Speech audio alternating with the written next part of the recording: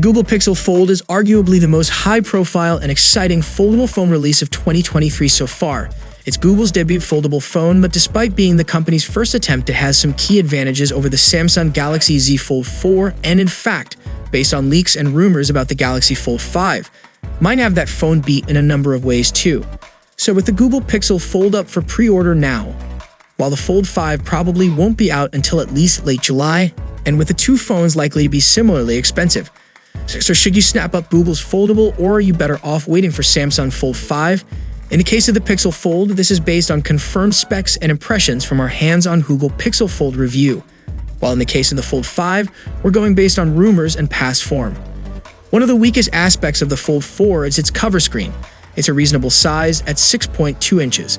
In fact, it's bigger than the Pixel Fold's 5.8 inches display, but it's also very tall and narrow with its unorthodox 23.1:9 aspect ratio, which makes things feel a bit cramped and less usable than the display on a conventional smartphone.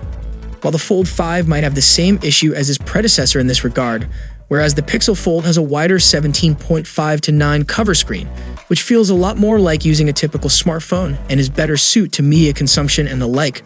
One of the Pixel Fold's biggest disappointments is its bezel, especially around the internal display. Fortunately, this is where Samsung already has a key advantage, because the Fold 5's bezels were already incredibly thin. So thin, in fact, that they're practically invisible compared to the bezel on the Pixel Fold. But there's always room for improvement, and the more space Samsung can shave off the bezel, the better. That's true of both the interior display and the cover display. Not only does it improve the design, it also means the phone can be slightly smaller and more compact than the previous model. Whether it would be noticeable or not is debatable, but it's worth doing nonetheless.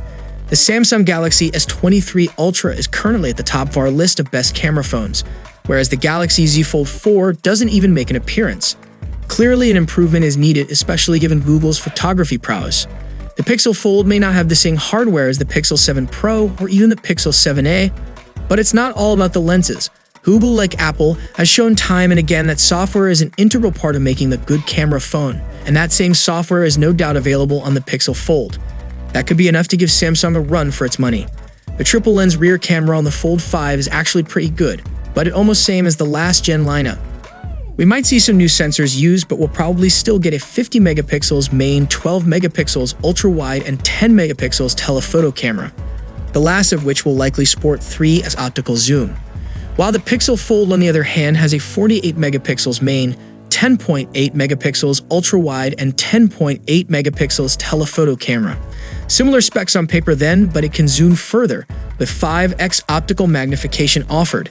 Plus, in our hands-on review, I was impressed with all the cameras the Pixel Fold had to offer, which bodes well. Google tends to deliver impressive photographic results, so don't be surprised if the Pixel has Samsung beat here.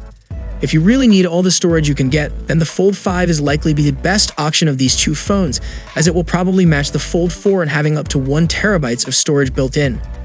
While the Pixel Fold, on the other hand, tops out at 512 gigs, so only half as much. Still, for most people, 512 gigs should be more than enough, even if the larger capacity model sold out in the US just days after it was first made available. Still, the question is, should you buy Pixel Fold or go for the Fold 5? Samsung has a big head start where the foldable phone industry is concerned, but sometimes we can't help but feel like it's become complacent. It's not clear whether the Fold 5 is be prepared to take on the Pixel Fold, especially if the device is as similar to its predecessor. Not only does the Pixel Fold have a cover screen that's shaped more like a typical smartphone's display than Fold 5, but the whole thing also actually looks more like a normal smartphone. That's helped by it being the thinnest foldable phone available at just 5.8 millimeters thick when unfolded and 12.1 millimeters thick when folded shut. The latter of those still leaves it thicker than your average non-foldable phone, but not by as much as other foldables. So that, coupled with a more smartphone-like shape and similar design details to the Pixel 7 Pro, means this will likely fulfill the phone part of the phone or tablet combination offered by foldables better than Samsung's rival. The real deal will be the processor on Fold 5. We already knew that Snapdragon is far better than Tensor when it comes to performance segment, and as we have already seen 8 Gen 2's performance in latest S23 lineup, which makes a tremendous boost in performance as well as battery life, which was a major issue from the Fold 4 lineup. If you are getting a bigger phone or tablet, that means you are also asking for the better performance to run multiple tasks on big screen with ease. So, all in all, Samsung has a clear advantage over Pixel in terms of power and processor, while Pixel Fold have an advantage over cover screen that's shaped more like a typical smartphone's display than Fold 5. Since it's Google's first foldable, so we are not sure about its durability and availability of new parts in case of any damage to the device, while on the other hand, Samsung has a 4 years of foldable legacy to trust in. So it's up to you whether you want to go for Pixel or Samsung.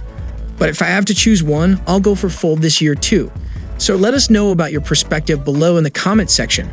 And if you guys enjoyed the video, then a sub to the channel will be massive, and I'll see you guys in the next one. See you for the next time. Peace out.